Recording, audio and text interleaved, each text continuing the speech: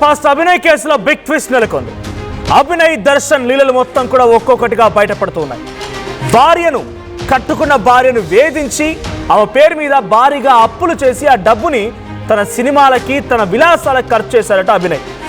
ఆ తర్వాత మళ్ళీ నేను మారిపోయాను, చాలా చక్కటునైనాను, శుద్ధపూసనైనా అని చెప్పి మళ్ళీ ఆ భార్య దగ్గరికి వచ్చి మళ్ళీ నమ్మించి పాస్టర్ అవతారం ఎత్తాడట అభినయ్.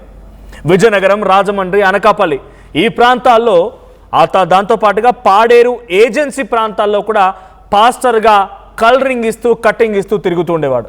ఇక విజయనగరంలో పాస్టర్గా ఉన్న సమయంలో ఓ యువతితో వివాహేతర సంబంధం కూడా ఉందట. 2021 మే 15న యువతిని తీసుకొని రహస్యంగా పారిపోయి పెళ్లి కూడా చేసుకున్నాడట. ఇక 3 పెళ్లిళ్ళు చేసుకున్నటువంటి అభినయ్ దర్శన్కి సంబంధించినటువంటి లీలలు బయటకు వస్తున్నాయి. దీంతో పాటుగా వరకట్న వేధింపుల కేసుతో పాటుగా కడప, విజయనగరం జిల్లాల్లో క్రిమినల్ కేసులు కూడా నమోదయ్యాయి.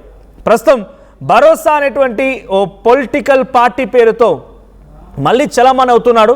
అయితే పార్టీ పెట్టి భారీగా విరాళాలు కూడా జమ చేసుకుంటున్నాడు. పాడేరు డ్రామా దాడి ఘటన దర్యాప్తులో ఇప్పుడు ఇవన్నీ కూడా ఒక్కొక్కటిగా బయటకు వస్తూ ఉన్నాయి.